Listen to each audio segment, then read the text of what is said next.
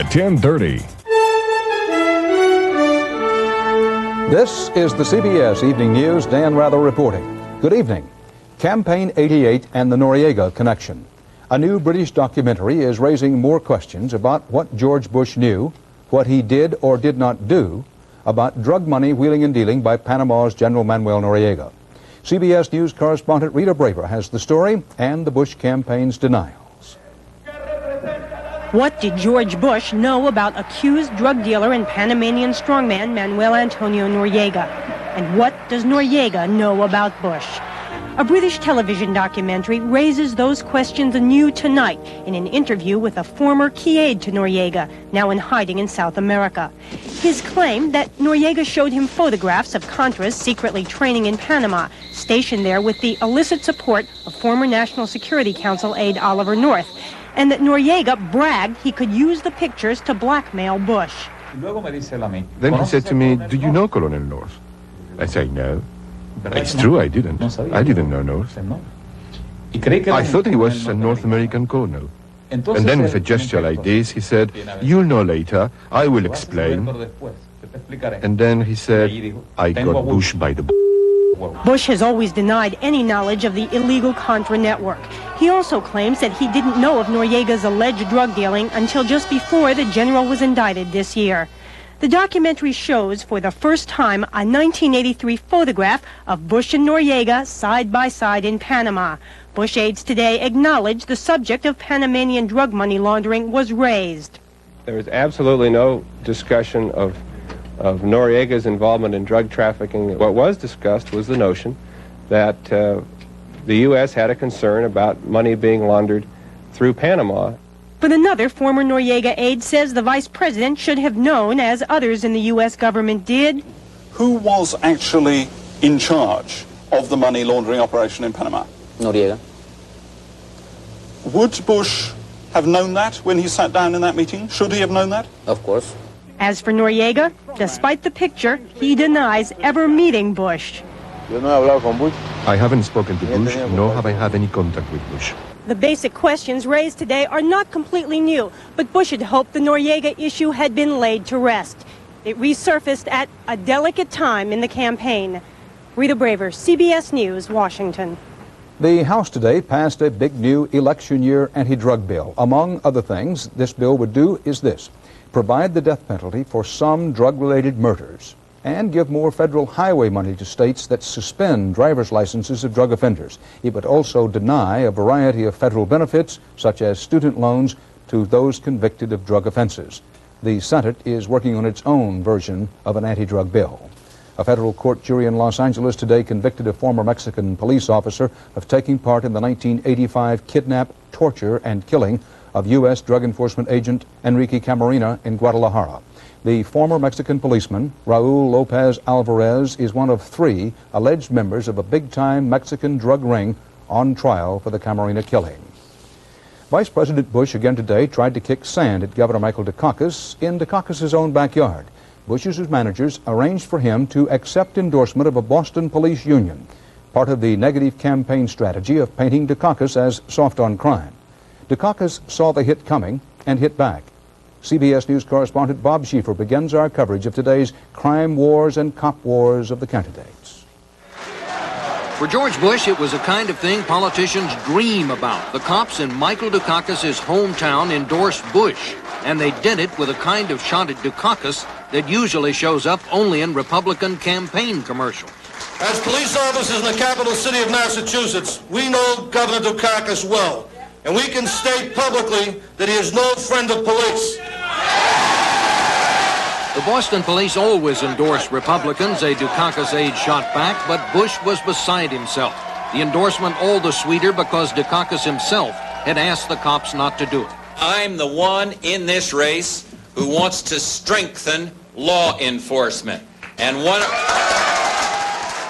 I will not turn loose first-degree murderers sentenced to life without parole on weekend passes. A spectator who objected was hustled off and turned over to the Secret Service. Then, as Bush basked in the praise, the cops laid it on Dukakis and laid it on thick. We feel that Governor Dukakis is soft on crime. These are all issues that we have to deal with in the city of Boston. We make the arrests, he lets them out the door. Bush had planned to stay home today and bone up for Sunday's debate, but one advisor quipped with a deal like this: who wants to stay home and study? Bob Schieffer, CBS News, Washington. The Dukakis counterattack, organized in about 14 hours, could have been called See Your Law Enforcement Officer and Raise You 10. Attorneys General from two of Bush's home states, Maine and Connecticut, and a vocal lawman from Texas. We've received no leadership from the George Bush and Ronald Reagan, and they tell us to ask one question: are you better off today than you were 8 years ago? Not only no, but hell no! A man from the Southern States Police Benevolent Association called Bush a bust in the war on drugs, and an angry Governor Mario Cuomo chipped in. I'm tired of the pandering. I'm tired of the simplistics and the distortion by people like the Vice President. What George Bush is doing to the truth in this campaign is a crime. Hell, we're here to give George Bush what Joe Friday used to ask for. The facts, ma'am. Just the facts. Crime in Massachusetts, Dukakis said, has declined 13% in the last 5 years, more than in any other industrial state. Murders, too, a Massachusetts police spokesman said. We have the lowest homicide rate of any industrial state in the nation. Massachusetts does. He represents 15,000 Massachusetts policemen, the Boston Union, which endorsed Bush, 1,500.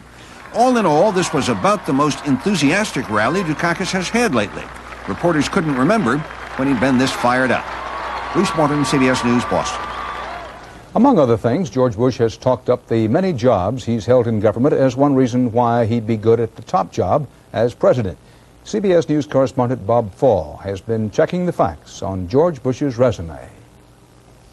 My friends, I am that man. Elect me, says George Bush. I've earned it. Not just as Ronald Reagan's vice president, but as Richard Nixon's ambassador to the UN and head of the Republican National Committee, as Gerald Ford's man in China and chief of the CIA. They call them footprints, these marks of achievement. Isn't it interesting that George Bush has never left a single footprint behind? Senator Dole made that commercial last winter and wouldn't discuss it today, but Bush's detractors say it's still true, that while Bush showed up for work, he really didn't get that much done, that he scarcely made any impression at all. Well, I think he's left some footprints, but I'd say they're tippy-toe footprints. There may be some Gucci tennis shoe footprints or some yachting topside footprints, but I don't see many prints of brogans out there. A nice guy who was often detached, who rarely tried to master the subject matter, concluded the Washington Post after interviewing 200 Bush associates. A lightweight, in the opinion of his successor at the CIA. When Mr. Bush was elected vice president, I was directed to give him a briefing about nuclear arms control matters. I asked the professionals in the CIA where I should start. They said, at the very beginning, he had not absorbed any of those details. Bush did not seek or have special expertise in any of the jobs he was given. And each, like Gerald Ford sending him to China after Ford passed over Bush to choose Nelson Rockefeller as vice president, was a kind of political consolation prize. George Bush, both where he has been, where he is now, owes those positions to other men. The matter of policy is set by the guy you're working for. So don't look for footprints in jobs that don't leave them, say Bush supporters, who argue that Bush restored morale at the CIA, kept the party together through the Watergate nightmare, and generally did grunt work while others got the glory. George Bush is not great at blowing his own horn. Every job that George Bush has held has been in better shape when he finished than when he started. Bunk, say critics, who insist that Bush bent over so far backwards to please those who appointed him, he lost his own identity. Noted scholar of the presidency, James David Barber. Another person, I think, in those jobs would have defined them as a chance for major leadership of policy innovation that Bush did not do. No one doubts that Bush was a good soldier. The doubts are whether a good follower is necessarily a good leader. Is that plausible, that he's been a secret Superman with the shirt on underneath his regular shirt, and now it's going to be revealed? Don't put your your faith in the idea that there's going to be a new Bush. His backers say Sunday's debate will show again that Bush, on his own, is a new man. Even in the short period of time that he's had the chance to speak out on his own, he has done so, and very forcefully, on a variety of issues. His critics counter that what Bush did or didn't do in previous jobs speaks louder than any words. We keep dreaming that someone who's 64 can change character, said one, and we keep getting fooled. Dan? Thank you, Bob. And still to come on tonight's CBS Evening News, correspondent Ray Brady with a report that some of the country's biggest corporations pay no taxes. And Bob McNamara on the theater of the streets on this first day of fall.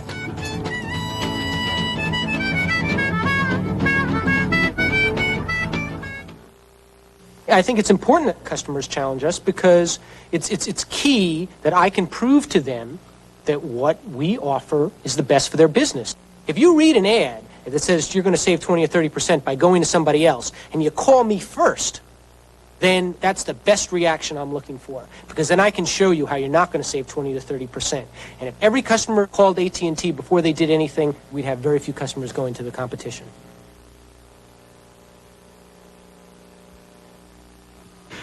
This may sound strange, but if I hadn't had a heart attack, I wouldn't be here today. I'm doing fine, and I learned something you ought to know. There's a whole lot of proof that a diet low in saturated fats and cholesterol can help keep your heart healthy. Fleischmann's has 0 cholesterol, 0, zip, none. I changed after my heart attack. What are you waiting for? Fleischmann's. It does your heart good.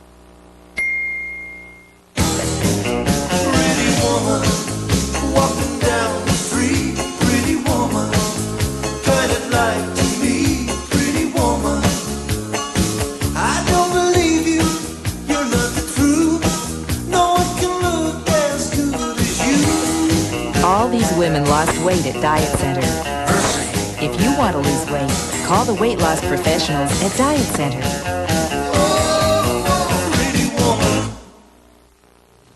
A fresh look today at this nation's giant corporations and the federal taxes they pay or don't pay. A research group says that after the celebrated 1986 tax overhaul, the number of big profitable corporations that paid no federal income tax was cut by more than half. CBS News business correspondent Ray Brady reports on the exceptions to reform. In Washington today, charges that while tax reform has helped even things out among taxpayers, 16 giant blue-chip corporations last year paid legally not 1 penny of taxes. The fact that 16 companies still don't pay federal income taxes remains a scandal, even after reform.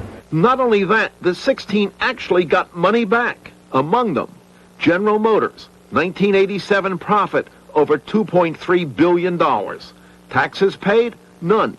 Tax rebate? $742 million. IBM, $2.9 billion profits. Taxes? None. Tax refund? $123 million. General Motors and IBM say they have paid taxes. Sure, they did, say critics, but then they got those refunds. Yet how could such big earners get refunds from Uncle Sam? Some bought equipment that got them tax write-offs. For others, taxes paid on foreign operations were deducted from U.S. taxes. Big business was right on the spot today to blast the report. I think it's designed primarily to grab headlines. I think it's a misguided effect to suggest that further corporate tax increases are required. Still, ordinary taxpayers figure they have to make up the difference. I think it's disgusting. I think it's disgraceful. I'd like to have gotten a refund the same as IBM did. The report adds that if all the companies in its survey paid the regular corporate tax rate of 40%, the government would have collected an extra $70 billion. Enough to put a big dent in that huge federal deficit. Ray Brady, CBS News, Washington. The U.S. Environmental Protection Agency is out today with its survey of 1989 model auto mileage. For the 4th straight year, 2 Japanese imports, GM's Geo Metro and the Honda Civic CRX, got the best mileage. All told, more models than ever failed to meet U.S. federal fuel efficiency standards. 45 models, mostly luxury imports from Europe, are subject this year to the U.S. penalty tax for gas guzzlers.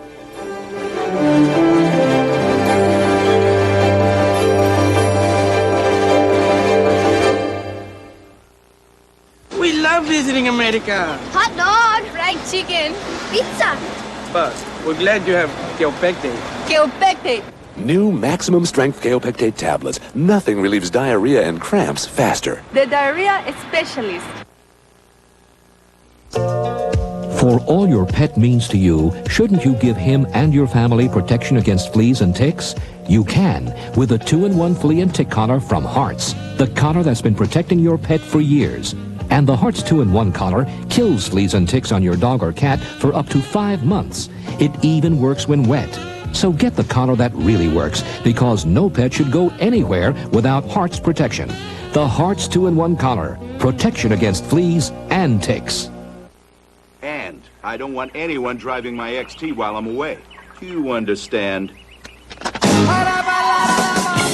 The new Subaru XT6 has a powerful 6-cylinder engine, computerized full-time 4-wheel drive, and a design which makes it hard to resist. Somebody drove my car. Who was it? Up to $1,000 cash back from Subaru means a great deal on a great car. I'm not going to take it anymore. Sure, Metamucil works, but it's gritty. I'm not going to take it anymore. No more. Take new low-calorie Citracel Regular. Citracel isn't gritty, and it really works. Soviet troops moved in to keep the peace today in Armenia and Azerbaijan, but there was no sign that the ethnic feud in the two republics could be resolved peacefully. Moscow correspondent Barry Peterson reports. Soviet TV viewers tonight saw an uneasy quiet on the troubled streets of Yerevan, the capital of Armenia. A quiet imposed by force as Soviet troops moved in to stop massive demonstrations. Factories and schools were shut down, people either on strike or simply afraid to go out. In the heart of the city, small groups were shown carrying signs, some people apparently on a hunger strike. In Moscow, a foreign ministry spokesman said the Soviet government has not imposed martial law, but warned ominously that things could get worse. Unfortunately, the situation is not improving, but is becoming even more threatening. In Nagorno-Karabakh, the nearby region under dispute, Soviet troops have apparently stopped for the moment the ethnic violence between Christian Armenians and Muslims that left dozens wounded, one dead. For Mikhail Gorbachev, it adds to the growing mood of discontent over his failure to improve ordinary life. He has been pleading with his countrymen, give our reforms more time. But today, a leading Soviet economist said it will be 2 years before things get better, before the lines get shorter or the food supplies improve. More bad news an already embattled Kremlin doesn't need. Barry Peterson, CBS News, Moscow. The shaky coalition government of Lebanon collapsed today, and in a stunning surprise, outgoing President Amin Gemayel said he was turning power over to a military commander. With gunfire booming across Beirut's Green Line, Christian and Muslim politicians were unable to agree on a successor to Gemayel, whose term ends tonight. Gemayel then named Army Commander Michel Aoun to head what he called an interim government. The U.S. cruiser Vincennes, which shot down an Iranian airliner killing 290 people in July, today rescued a boatload of Vietnamese refugees. The Pentagon said crew members spotted a 30-foot wooden junk sinking in the South China Sea. They picked up 26 people, including 10 children, just before the boat went down. The Vincennes will drop them at its next port of call in the Philippines.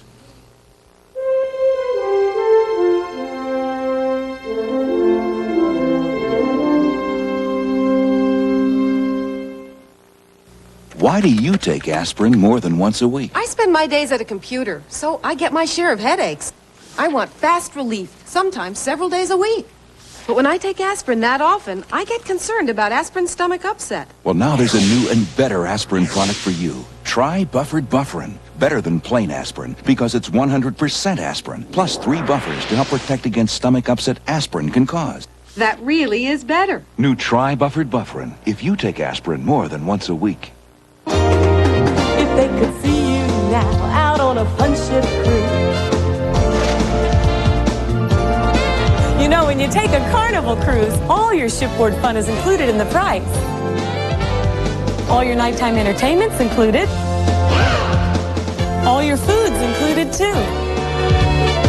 They'd never believe it if your friends could see you now. Take a 3, 4, or 7-day cruise on Carnival, the most popular cruise line in the world. What does the 1-minute rate comparison mean to you as a company? There aren't too many people I know that speak for exactly 60 seconds and hang up. The real question is, how do you compare in the volume of calls that I have to make to the locations that I have to make for the amount of time and the time of day? And AT&T, when you consider the volumes, the locations, and the true talking time, AT&T is extremely competitive. I mean, that's why I have clients coming back. President Reagan was campaigning for George Bush in Texas today. As part of the campaign swing, White House correspondent Bill Plant reports, Mr. Reagan also made a high-publicity call on the Discovery shuttle astronauts. 1 week before the scheduled launch of the shuttle Discovery, President Reagan went to the Johnson Space Center in Houston to meet the astronauts, tour a shuttle trainer, and redefine the nation's space comeback following the Challenger disaster. America is going to space again, and we're going there to stay. Because in the next century, leadership on Earth will come to the nation that shows the greatest leadership in space. But first, there's a lot of catching up to do after almost 3 years on the ground. Today, Mr. Reagan promised both a permanent U.S. space station and his SDI program as he linked the new missions to the legacy of Challenger. When the Discovery takes off, 7 precious souls will soar beside it, the 7 heroes of the Challenger. With their lives, they moved a nation. The president's last visit here was to mourn the Challenger astronauts. At least one critic faults him for doing little else since. I mean, Mr. Reagan went down to the Johnson Space Center a few days after the accident and said some good things, and is going down right before the launch to say some good things. But in between, there's been no leadership, no focus, no sense of long-range purpose. Mr. Reagan insisted today that the space program is of the highest priority. Earlier, in a lighthearted mood, the president joked with reporters. You want to go up in space? Been there for several years. But with huge budget deficits looming into the next century, the real debate about space policy is not what's best, but what's affordable. 2 NASA employees held up a 6-foot banner as the president drove in here today. It said, "Send money." Bill Plant, CBS News, with the president in Houston. The Transportation Department today ordered the nation's airlines to install wind shear warning devices in the cockpit within the next 4 years. Wind shear is a sudden, intense shift of wind that can knock an airplane out of the sky during takeoff or landing. Wind shear is blamed for at least 5 accidents that caused more than 500 deaths since 1974.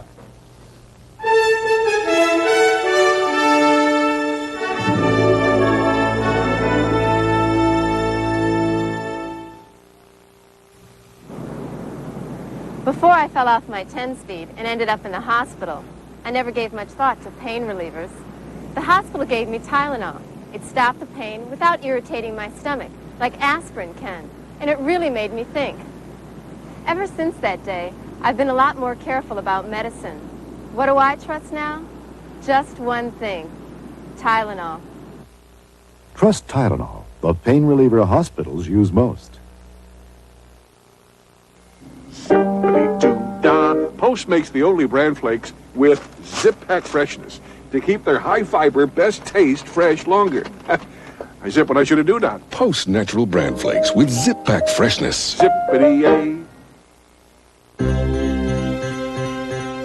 Now for indigestion, gas. Introducing new Extra Strength Malox Plus. It neutralizes more than any leading antacid and dissolves gas. Nobody does as much as new Extra Strength Malox Plus.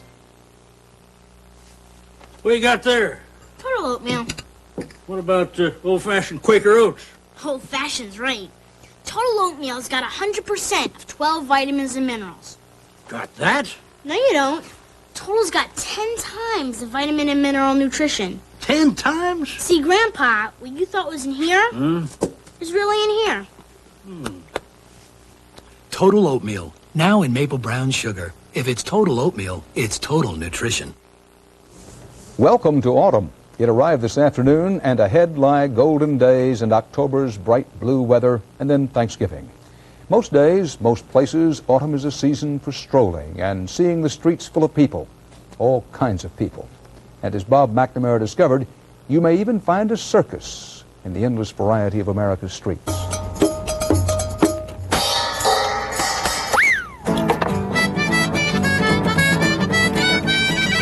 In San Francisco, in Boston, in Boulder, Colorado. If street performers seem almost everywhere, they are. The clown sculpting balloons, human robots working their tin cups, and Eugene Howard working Misty for the money to go to Europe. I'm tired of working on the farm, tired of working for kids and wives and never having nothing left for myself. So before I die, I want to do something for myself. The Butterfly Man, yeah! 11 years on the street and mall minstrel circuit, Robert Nelson's act is part Rambo, part Rickles. Today we're the fiddler, where the sax man used to be arrested. They're now seen not as panhandlers, but threads in the fabric of a town. They're not bums. It's just they chose this particular lifestyle because they work for themselves. This is it for me. I was a cabinet maker for 10 years before I did this, and I enjoy this a lot more and I make better money at it. Today there's a budding street performer subculture. Hundreds at a recent jugglers convention in Denver to learn new tricks or hone the old ones. But the tricks, the street veterans say, aren't the whole trade. The things that you throw up in the air in your hands give you an excuse to be up here, but that doesn't mean that you are going to be able to deal with the people that are sitting in front of you.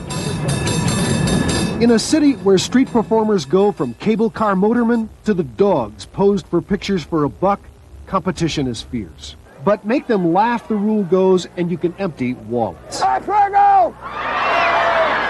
And that's the toughest trick to passing the hat. We want you to understand that if we've brightened your day, or lightened your hearts, or just made you smile, well, then you owe us something. And the best acts are paid well. It's free enterprise at its purest. It's one of the few things where you give someone a service, you give it to them, and then you say, now, pay us what you think it's worth. The granddaddy of San Francisco street minstrels is Ray Jason. I just celebrated my 17th anniversary on the streets. 17 years without a real job. Yeah!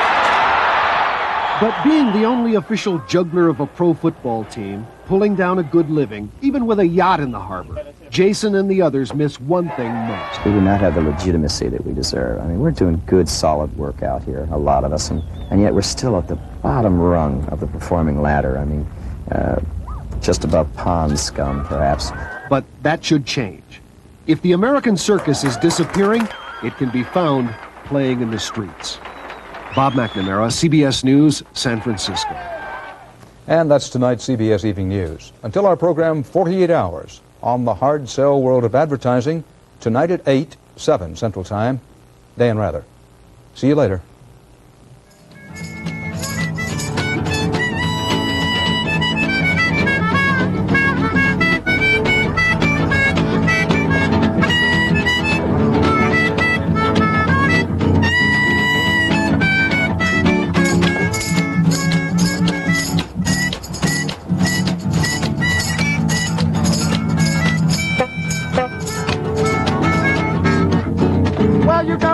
Louis Joplin, Missouri, Oklahoma City is... Hard Sell, behind the scenes in the wacky world of television advertising, where every second has to sell. 48 Hours tonight.